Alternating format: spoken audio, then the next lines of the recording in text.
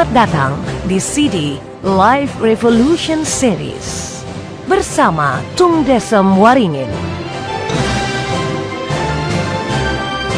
Pelatih sukses nomor 1 di Indonesia versi majalah marketing. Pembicara terbaik di Indonesia versi majalah marketing. The most powerful people and ideas in business in Indonesia versi majalah SWA.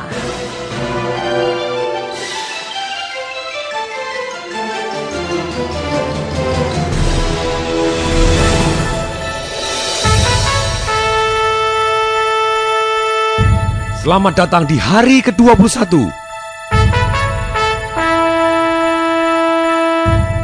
Sudah 3 minggu. Saya sungguh terkagum dengan tekad Anda. Selamat datang di CD ke-21. Kita akan belajar prinsip yang paling dahsyat dalam menuju kebebasan secara keuangan.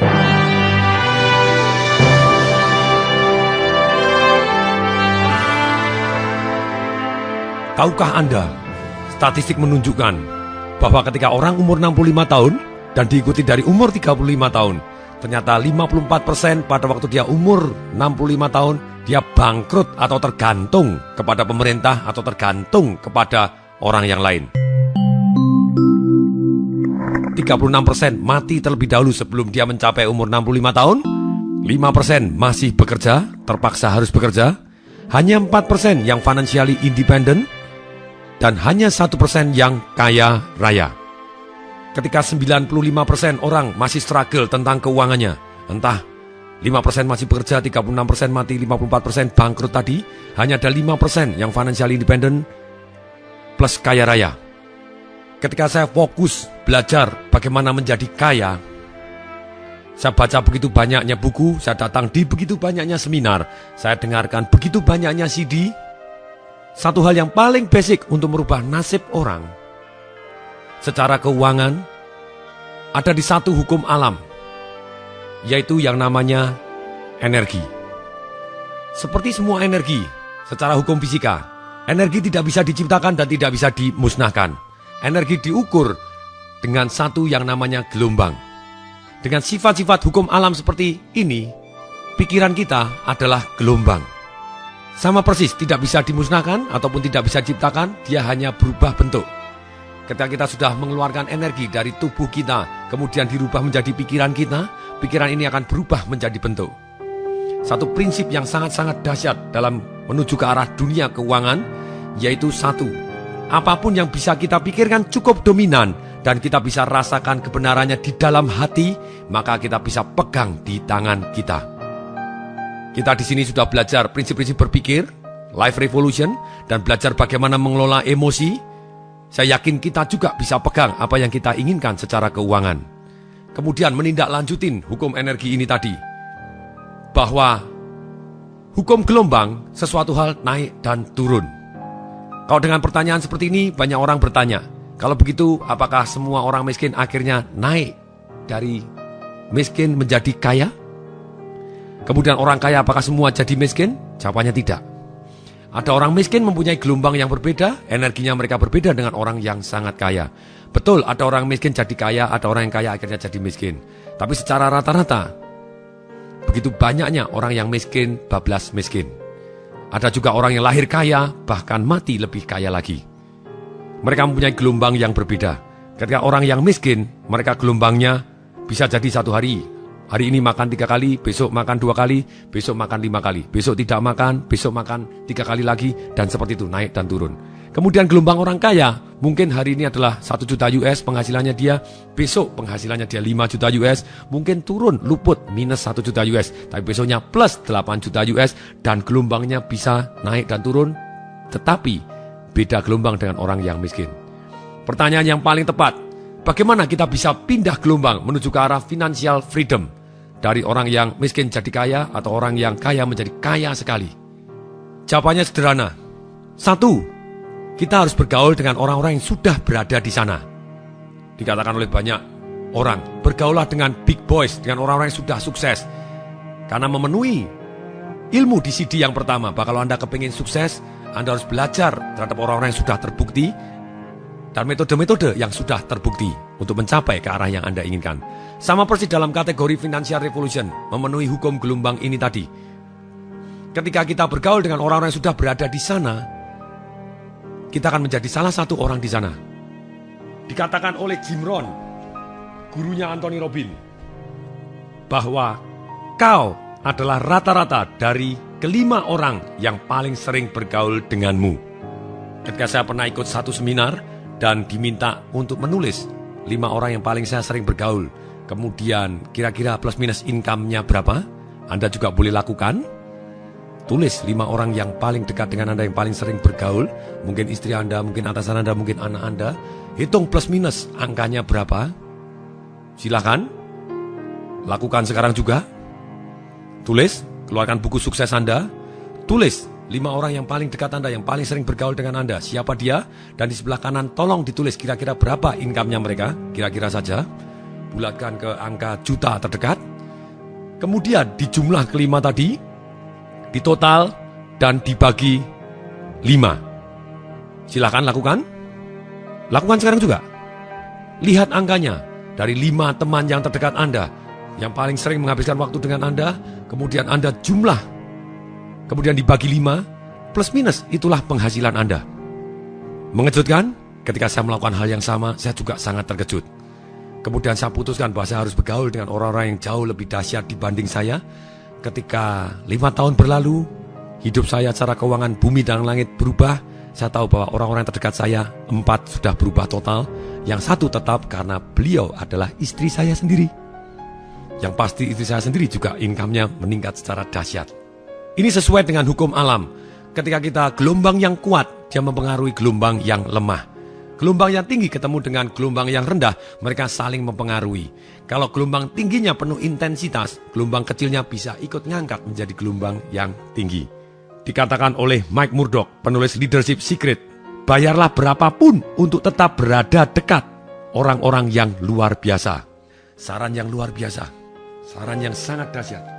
Dikatakan oleh Lombardi, kepala pelatih Green Bay, pemenang 6 gelar divisi, 5 kejuaraan NFL, dan 2 Super Bowl. Keyakinan itu menular, demikian juga ketidakyakinan. Ketika kita mulai bergaul dengan orang-orang yang jauh lebih dahsyat, keyakinan kita berubah, pengetahuan kita berubah, semangat kita berubah, cara pandang kita berubah, akses kita terhadap jaringan yang bisa kita manfaatkan juga berubah. Hasilnya nasib kita secara keuangan berubah.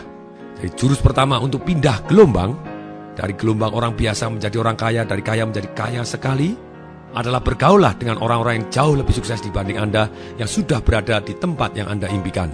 Kemudian berikutnya, jurus kedua untuk pindah gelombang, yaitu kita pelajarin ilmunya, cara berpikirnya, cara merasakan sesuatu hal, cara ambil keputusan mereka, belief systemnya, apa yang mereka bayangkan. Ketika kita modeling atau kita belajar seperti yang diajarkan di jurus-jurus awal di CD ini, amatin, tiru, dan modifikasi. Kita belajar dari orang-orang yang sudah terbukti ilmunya. Dengan ilmu itu adalah pikiran, buah pikirannya mereka, buah perasaannya mereka, semua adalah gelombang. Ketika gelombang mereka menjadi gelombang kita, keputusan kita plus minus mirip dengan keputusannya mereka. Hasilnya tindakan kita mirip dengan tindakan mereka. Dan akhirnya nasib kita plus minus sama dengan mereka. Sekali lagi, orang yang sukses sudah pasti punya kelemahan. Masing-masing punya kelemahan. Setiap guru juga masing-masing punya kelemahan. Mereka bukan manusia yang sempurna, tapi alangkah baiknya kita terus belajar dari hal-hal yang mereka punya yang baik saja. Yang tidak baik lupakan, tapi bukan karena ada suatu hal yang tidak baik dari guru Anda atau orang yang begitu dahsyatnya, Anda tidak mau belajar ilmunya yang baik. Ini adalah 2 cara yang paling powerful untuk pindah gelombang. Kemudian berikutnya, apa sih prinsip-prinsip dalam mengatur keuangan yang paling dahsyat sehingga kita bisa menuju ke arah financial freedom? Yaitu adalah definisi dari kaya itu sendiri, yang saya ambil dari kata-kata Buckminster Fuller yang dikutip oleh Robert T. Kiyosaki, pengarang buku Rich Dad Poor Dad. Dikatakan oleh Buckminster Fuller, orang yang namanya kaya, apabila dia besok berhenti kerja, dia bisa hidup dengan gaya hidupnya tanpa harus berubah gaya hidup sampai dia meninggal dunia. Buckminster sendiri adalah orang-orang yang sangat kaya. Yang anehnya, pada waktu di tahun 1927, ketika dia, anak perempuannya, Alexandra berumur 4 tahun meninggal dunia karena sakit, sedangkan dia sendiri gagal studinya di Harvard secara berganda, bukan hanya sekali, kehilangan perusahaannya, hancur keuangannya, dan dalam kondisi kelahiran anaknya yang kedua, ia menemukan diri dalam suatu depresi yang mengarah kepada bunuh diri. Ia berdiri di sebuah danau di Michigan dan kepingin bunuh diri. Kemudian di saat itu, akhirnya Buckminster Fuller menolak pokok pemikiran utama bahwa dalam hidup ini dia harus mencari nafkah guna mengejar misinya. Jadi akhirnya dia tahu bahwa itu bukan hanya keputusannya sendiri. Kemudian ia kembali kepada istrinya dan menceritakan ketetapan hatinya untuk membaktikan diri untuk melayani umat manusia tanpa memperhatikan pendapatan. Istrinya setuju. Itulah misinya Buckminster Fuller, membaktikan diri untuk melayani umat manusia tanpa memperhatikan pendapatan. Dan misi yang sangat besar ini menghasilkan prestasi yang luar biasa dahsyat. Orang yang tidak pernah lulus dari universitas ini, bahkan drop out dari Harvard 2 kali. Di tahun 1968, jumlah benda-benda temuan yang bermanfaat untuk manusia yang lain yang berasal dari karya Buckminster Fuller yang dipublikasikan mencapai lebih dari 2.100 buah per tahun. Dan orang matematika ngomong bahwa dia orang matematika, orang fisika ngomong bahwa dia orang fisika, orang seniman ngomong bahwa dia seniman, orang arsitek ngomong dia bahwa arsitek. Dia adalah penemu kubah geodesik, yaitu satu bangunan tanpa pilar yang terbesar di dunia. Dan dia mendapatkan royalti begitu banyaknya dan menjadi guru dari begitu banyak orang, termasuk Mark Victor Hansen, pengarang Chicken Soup for the Soul, yang bukunya udah laku 140 juta buku, pernah bekerja menjadi asisten pribadi, menyetir mobilnya, mengantar istrinya ke pasar selama 7 tahun. Ini testimoni dari Mark Victor Hansen, bahwa dia bilang bahwa saat paling rendah dalam hidupnya ketika dia diminta untuk keluar oleh Buckminster Fuller karena dianggap sudah cukup. Sedangkan bagi Mark Victor Hansen sendiri, saya baru belajar 7 tahun, kalau itu 10 tahun mungkin dia merasakan jauh lebih sakti dan lebih hebat lagi. Nah, prinsip mengatur uang yang paling dahsyat sehingga kita bisa menuju financial freedom, basic dari ilmu Buckminster Fuller ini. Kalau kita berhenti kerja, kita masih mendapatkan income yang cukup untuk membiayai gaya hidup kita tanpa kita harus bekerja sampai kita mati nanti. Yaitu fokus kita, apapun pekerjaan kita.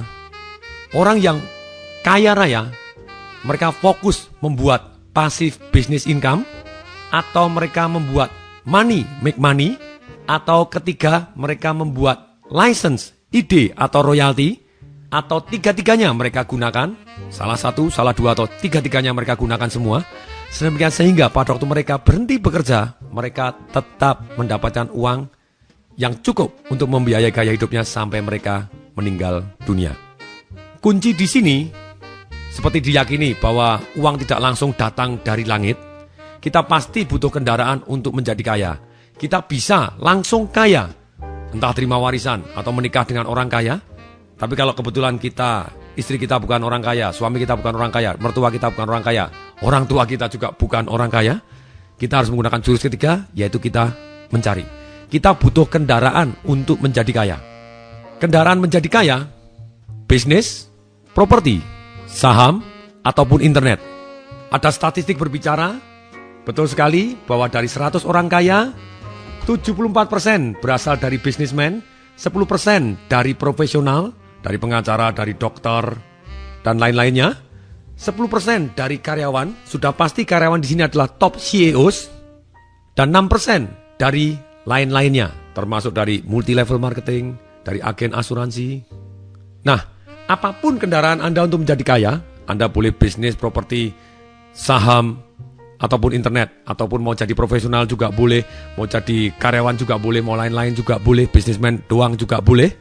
Kita harus fokus kepada satu yang namanya wealth style. Banyak orang fokus kepada lifestyle. Maksudnya apa lifestyle? Kepingin gaya hidupnya tampak mewah. Mereka tampak mewah tapi mereka hutang. Sebetulnya mereka bukan mewah, mereka memaksakan diri. Boleh tidak hutang? Boleh, asal hutangnya produktif, bukan hutang untuk konsumtif. Maksudnya apa? Produktif dan konsumtif. Produktif berarti hutang kita menghasilkan uang yang lebih banyak di passive business income kita, sehingga membayar sendiri dan bahkan menimbulkan untung untuk kita. Tapi kalau konsumtif, pada waktu kita hutang suatu hal yang memakan kita. Hutang yang produktif memberi kita makan, hutang yang konsumtif. Hutang ini memakan kita. Kita beli barang-barang yang terus menyedot uang kita yang lain. Kunci pertama dalam mencapai financial freedom adalah kita harus mempunyai kemampuan untuk membayar diri kita terlebih dahulu. Buku yang sangat bagus tentang hal ini adalah The Richest Man in the Babylon, buku yang dikarang oleh George S. Clason sejak tahun 1930-an, sangat-sangat powerful. Kita harus menyisihkan uang kita. Begitu kita terima uang, berapapun income Anda, entah sebagai pengusaha, sebagai apapun kendaraan Anda jadi kaya, sisihkan. Sisihkan minimal 10% untuk hari tua Anda dan tidak boleh diambil, digulungkan untuk membuat money make money, atau nantinya ketika cukup banyak Anda bisa investkan sebagian ke bisnis-bisnis yang bisa menghasilkan uang tanpa Anda, atau Anda membeli royalti, membeli license, membeli ide, sehingga Anda bisa mendapatkan pensiun, uang terus tanpa Anda harus bekerja. Kemudian 20% dari uang Anda, ini saya bahas di buku Financial Revolution saya juga, 20% bayarkan hutang. Kemudian setelah hutang terbayar, 20% ini masukkan ke dalam cadangan, minimal sampai 5 atau 6 bulan gaji Anda. Jadi if something happen, Anda bisa gunakan untuk membayar. Kemudian setelah selesai 5 sampai 6 bulan uang Anda, yang 20% ini Anda boleh gunakan untuk investasi yang selebor. Kalau yang 10% tadi untuk hari tua tidak boleh diambil sama sekali, digulungkan sampai jadi besar luar biasa. Sedangkan sisanya yang 70% boleh Anda habiskan. Resep bagaimana semua orang bisa kaya, yaitu pendapatan kita lebih besar dibanding pengeluaran, atau pengeluaran kita harus lebih kecil dibanding pendapatan kita. Selisihnya kita investasikan dalam bunga yang cukup aman, dan kita tambah terus, serta hasil dari investasi tadi tidak kita ambil, melainkan kita tambah terus sampai kita mempunyai satu jumlah investasi di mana hasilnya saja cukup untuk membiayai gaya hidup kita. Untuk itu, kita harus menggunakan satu yang dikatakan oleh Albert Einstein sebagai keajaiban dunia ke-8. Keajaiban dunia ke-8 yaitu adalah bunga berbunga. Tahukah Anda, pembelian Pulau Manhattan di tahun 1626 seharga $24 yang ditukar dengan perhiasan dan manik-manik. Jika $24 ini diinvestasikan dengan bunga 8% per tahun tanpa ditambahin apapun, uang itu akan bernilai lebih dari 405 triliun $, di tahun 2008. Manhattan dengan seluruh isinya, di Empire State Building, Wall Street, Times Square, Rockefeller Center, Trump Tower, dan semuanya dapat dibeli kembali dengan uang hasil investasi ini. Ini adalah sangat mengagumkan. Ketika Anda mau passive income, kita harus mempunyai sejumlah uang, datangnya entah dari manapun. Kemudian yang kedua, Anda harus punya waktu, karena dengan waktu bergulung luar biasa. Yang ketiga, adanya bunga atau bagi hasil yang terus digulung. Yang ketiga, pilihan investasi yang tepat. Ini adalah cara untuk kaya aman, sehingga kita punya peternakan uang. Sedangkan untuk kaya cepat, kuncinya adalah Anda harus mempunyai nilai tambah dan punya faktor kali. Uang adalah alat tukar dari nilai tambah. Dan uang adalah hanya sekedar ide. Kita bisa menghasilkan uang tanpa uang. Betul, kalau untuk mau passive income, kita harus butuh sejumlah uang. Tapi kalau kita mau menghasilkan uang, kita tidak perlu uang, kita hanya butuh ide serta kemampuan meyakinkan orang lain. Anda bisa jadi maklar tanpa uang sama sekali, entah maklar kecil ataupun maklar besar. Kemudian Anda bisa membuat nilai tambah.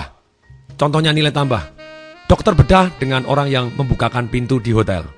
Dokter bedah otak khususnya bisa membukakan pintu hotel bagi orang lain. Tapi orang yang membukakan pintu di hotel, dia tidak bisa membedah otak. Sebetulnya bisa, tapi dia tidak bisa ngembaliin lagi. Cuman ngacak-ngacak doang. Kenapa dokter bedah lebih kaya dibanding orang yang membukakan pintu? Karena dia punya nilai tambah. Tapi ketika dokter bedah hanya membedah otak, dia bisa jadi kaya. Tapi ketika dia mempunyai passive business income, entah pusat bedah otak yang dia kembangkan, akhirnya dokter yang lain membedah dia punya faktor kali, dan dia mendapatkan income. Atau kemungkinan dia menemukan satu teknologi yang bisa dilaysenkan kepada seluruh dokter bedah otak di seluruh dunia, sehingga mengali nilai tambahnya bisa dimanfaatkan orang lebih banyak, dia bisa jauh lebih kaya. Orang-orang yang sangat kaya, mereka yang punya massive income atau income yang sangat besar, Mereka fokus kepada sekali kerja yang untung sangat besar, seperti mengerjakan proyek-proyek besar, membangun jalan, membangun lapangan udara, membangun rumah sakit, menjual senjata berat, pesawat terbang, kapal pesiar. Dan mereka juga kalau tidak fokus kepada yang sekali kerja menghasilkan uang yang sangat besar, mereka fokus kepada beberapa kali kerja yang untungnya besar, seperti menjadi developer rumah mewah, importir mobil mewah, dan lain-lain.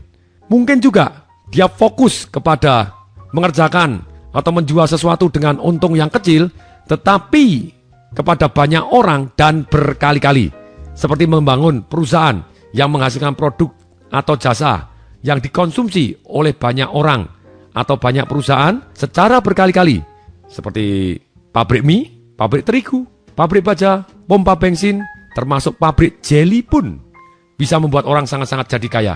Ketika dia sudah mempunyai nilai tambahnya harus dimanfaatkan kepada banyak orang, yaitu dengan menggunakan satu yang namanya faktor kali. Kalau Anda kepingin kaya masif, apa nilai tambah Anda? Fokus kepada hal-hal yang saya cerita Anda fokus tadi. Bermainlah dengan orang-orang yang sudah berada di sana, belajarlah ilmunya, dan Anda bisa mendapatkan kekayaan yang sangat besar dengan sangat cepat. Kemudian harus kita praktekkan, menyisihkan uang kita entah berapapun untuk digulungkan. Dan kita harus selalu belajar keamanan sejati dari sisi keuangan, bukan dari jenis investasi, entah properti, entah bisnis, entah saham, entah internet, ataupun apapun. Yang paling bagus adalah investasi untuk leher ke atas. Pengetahuan kita, yang kita praktekkanlah, yang membuat kita financial freedom dan aman secara keuangan. Ketika orang bilang properti bagus, tidak semua properti bagus. Bisnis, kalau Anda bisnis Anda bisa kaya. Tidak semua bisnis yang Anda gelutin membuat Anda kaya. Bahkan banyak bisnis yang membuat Anda jadi bangkrut. Internet, tidak semua internet bisa membuat Anda jadi kaya. Saham membuat orang kaya. Tidak semua saham bisa membuat Anda kaya. Tapi pengetahuan Anda, strategi-strategi yang terbukti berhasil tentang bisnis, tentang properti, tentang saham, tentang internet, itulah yang ketika dipraktekkan, sekali lagi dipraktekkan, yang membuat kita menjadi kaya. Saran saya, teruslah belajar dari orang-orang yang sudah terbukti berhasil. Di program Master Breakthrough saya kumpulkan banyak orang yang jauh lebih ahli dibanding saya, termasuk ilmu-ilmu yang sudah saya pelajari, yang sudah saya praktekkan, sehingga kita bisa lebih sukses di bidang bisnis, di bidang properti, ataupun di marketing, di internet, di saham. Ini yang akan membuat kita menjadi kaya. Ini adalah awal dari perjalanan Anda. Saya juga mempunyai CD yang lain, Financial Revolution, ada 7 CD, kemudian ada juga koleksi dari 43 CD serta VCD saya. Teruslah ambil waktu, investasi ke leher ke atas untuk membuat Anda jauh lebih kaya. Mulai hari ini, tulis di buku sukses Anda, komitmen Anda untuk terus belajar tentang bagaimana jadi kaya. Ini penting. Apapun yang Anda pelajarin, hati-hati, Anda akan menjadi. Kalau Anda belajar bahasa Inggris, Anda bisa jadi guru bahasa Inggris. Bukannya saya melarang Anda belajar bahasa Inggris, tapi please Anda belajar satu lagi, yaitu belajar menjadi kaya. Seperti yang saya ingatkan di CD-CD di awal, belajar apapun boleh, tapi please belajar satu, jadi kaya. Komitmenlah Anda mulai hari ini belajar untuk menjadi kaya. Tambah buku-buku Anda tentang buku-buku bagaimana menjadi kaya. Kemudian langganan koran-koran yang membuat Anda mulai paham tentang saham, tentang bisnis. Komitmenlah Anda terus belajar untuk menjadi kaya. Itu yang pertama, tulis bahwa hari ini saya mempunyai satu profesi, yaitu profesi orang kaya, yang terus belajar menjadi kaya. Itu tulis di buku sukses Anda. Kemudian yang kedua, mulai saat ini juga tulis berapa persen dari income Anda. Saya tidak peduli berapa persen dari income Anda yang akan Anda gulungkan. Misalnya minimal 10%, minimal 2%. Lebih boleh? Boleh. Kurang boleh? Tidak boleh. Minimal sekian persen Anda gulungkan untuk membuat passive business income atau untuk membuat make money Anda, sehingga Anda tidur pun bisa mendapatkan uang. Terus belajar tentang investasi, tentang saham, tentang bisnis, tentang internet, tentang properti, tentang apapun yang bisa membuat Anda menjadi jauh lebih kaya dibanding hari ini. Sekali lagi, ini adalah awal perjalanan hidup Anda. Tulis sekarang juga berapa persen yang Anda ingin sisihkan dan komitmen. Setelah itu, di paragraf kedua, Anda harus menulis alasan yang sangat kuat kenapa Anda harus menyisihkan. Nikmatnya apa? Sengsaranya apa kalau Anda tidak menyisihkan uang? Kalau Anda tidak punya cadangan, kalau orang tua sakit, kalau anak sakit, apa yang jadi? Kalau diri Anda sakit, Anda tidak punya cadangan. Apa yang Anda harus lakukan? Anda harus punya cadangan. Dan Anda harus mempunyai simpanan untuk hari tua, yang money make money. Atau istilah saya adalah ternak uang. Pasti bermanfaat. Sampai jumpa di CD berikutnya. Saya Tong Desem Waringin mengucapkan salam dahsyat.